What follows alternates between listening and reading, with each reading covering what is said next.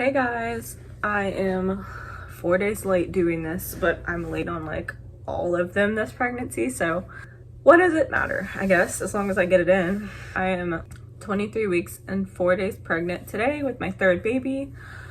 So I'm just gonna go over my symptoms and talk about the chance of survival now that there's actually a chance the baby would survive if it was for some reason born now. And then I want to show you something that I crocheted, which I'm actually really proud of. So I'm gonna show you that like close to the end, but yeah. And then I'll talk about the baby's measurements and stuff like that. So yeah, let's just start with symptoms. Nothing super new. Like I'm pretty sure I've talked about anything I'm gonna talk about already. So we're just gonna blow through it.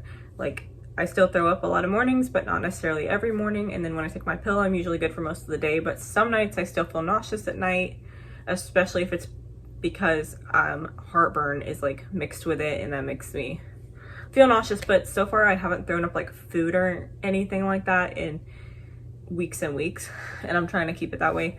So there's that. And then again, like I said, the heartburn. I think I mentioned like a week or two ago about the dry cough, but I'm not sure. This is something that happens to me every time I'm pregnant too. And it's not constant or like not even every day, but it's just like suddenly I'll get like almost like a tickle, and it's just like I cough and cough and cough for a minute and then I'm good. But normally like that doesn't happen. Like when I'm not pregnant, I don't just randomly get a cough, but like in my pregnancy, I don't know what it is, but it's just like something like gets irritated and I just have to like cough. So there's that. Nothing else really.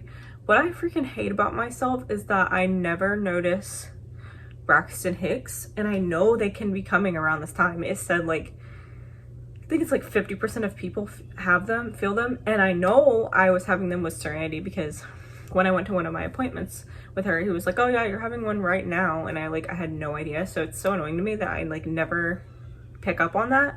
I'm guessing those are probably going to start happening or are happening, and I just literally don't notice because they don't hurt, and it's like I don't know, I just don't notice them. I'm trying this time to like pay more attention and see if I notice it happening, but it's super common. I don't know, I just never notice it. That is pretty much everything as far as what's going on with me. I feel good most of the time now, and it's really, really nice. And my kids sound like they're beating each other up. Hopefully they can resolve that. Okay, so the baby is, according to my apps, about like a foot long now and like a little over a pound.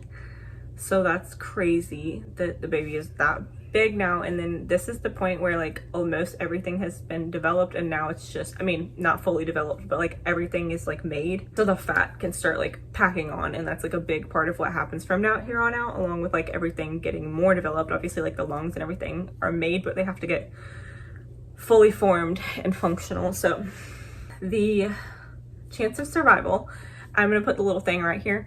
This is the one that I'm pretty sure I use the same one with Serenity, so it might even be outdated. The chances could be even higher by now, but I'm just gonna go with this chart because it seems pretty accurate to me. Like it's like a good guideline and makes me feel better. So at 23 weeks if the baby's born, there is a 10 to 30%, I think, if I'm having to remember it in my head because I don't have it right in front of me, but 10 to 30% chance of survival. And then it just, from there, it goes up drastically every couple of days. 24 is considered a viability week, which means that some hospitals, that is the only time they will try to save your baby. They will not try to save it before then because the odds are so low. So we're almost to that point. Because I'm more than 23 and a half weeks, I think that if something were to happen, I think that they would do the best to save the baby, but hopefully nothing like that happens. That would be horrific. But you know, it does happen. So it does make me feel better that like, it's not absolutely like, oh, your baby's gonna die if it's born right now. Like there's a chance that the baby could survive, even though it would have some very bad, probably complications. We don't want that. We don't want that. But I'm just saying, this is the chance of survival if the baby was born. Honestly, this is going to be a pretty quick one because I don't have a lot to say today. Other than just my appointments coming up are my glucose test, which is on the 24th. So like 8 days, I think, something like that. Yeah, 8 days. And then I stressed out because I scheduled it for 8:30. because normally my appointments are like really short, like less than an hour, and I'm like, oh, I'll schedule that one, and then I'll do my 3D ultrasound at 10:30. And then I thought about it though, and I was like, dang it, but I have to be there for an hour, because with the glucose test you have to drink it and sit there an hour. So I have to like hope they get me in like immediately, give me the drink, sit there an hour, and then like immediately like tell me everything's good and I can go, because I'm like, if not, I'll literally have to tell them like I'm gonna have to go, because the other appointment is like non-refundable if you don't show up. And I'm not sure if I called them and explained, they might be able to like give me a later time, but I'm also like filling a spot that somebody else might have taken, so I don't know if they would or not. So hopefully it's a quick appointment. I'm gonna get there early as usual, because a lot of times I get there so early that I'm out of there just after my actual appointment was supposed to start. It just depends on the day. But with it being such an early morning appointment too, I think it'll go pretty quickly, because it's like one of the first ones of the day. So anyways, there's that. And I'm gonna show you something that I made. It's actually right here. Completely could not even think of where I put it for a minute there. But so obviously we don't know if the baby's a boy or a girl, but I have always been horrible at clothing. Like I've tried crocheting clothing so many times, and like I just wasn't good enough. Like I would just mess up on certain spots. Something would come out the wrong side, like too big, too small. And finally something came out decent, and it is this little dress. Isn't it so cute?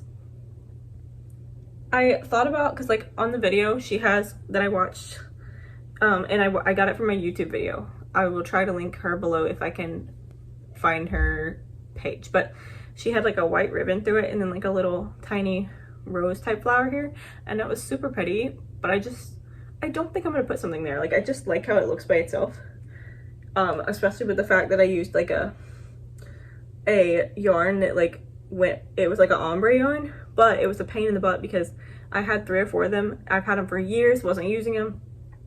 So I used it and I let it naturally ombre, but then when I got to this part, I wanted it to stay this dark at the bottom. So I kept having to unravel some of my other balls of yarn that were the same color and only pick the dark color, because it kept going back from this and then starting to get light again. And I was like, no, I want it to end dark.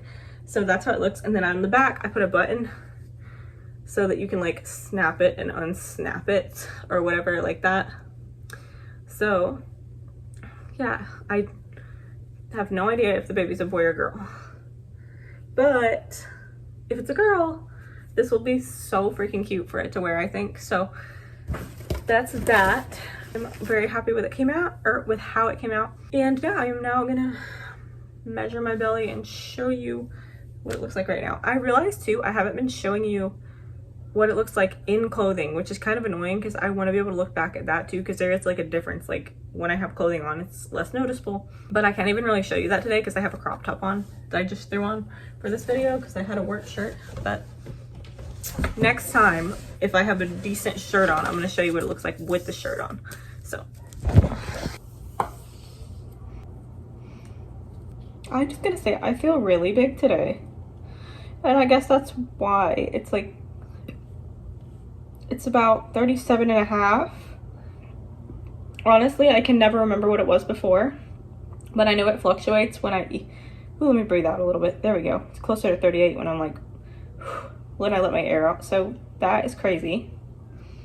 I think it started all the way like right here, so it's definitely gotten bigger. So there's that. Belly by itself, obviously. Here's from the front. You can literally like tell I'm pregnant from the front because of these deep like shadows. And then here's the side. So there we go. Yep, it's getting there. And then again, like here is my belly button. It's so close to popping out. It's like almost level with my stomach, almost, but it's just not ready to come out quite yet. And then here's from the side. I feel like I freaking look so pregnant today. I probably don't. I'll probably watch this back and not look pregnant, but there's that. So all right, that is my update. I was trying to keep it quick. I didn't have like anything super interesting to talk about. I won't with my next one either. but I should, with my 25-week update, I should have some pictures and stuff, so if baby behaves. So yeah, that is all, and I will see you next time. Bye guys.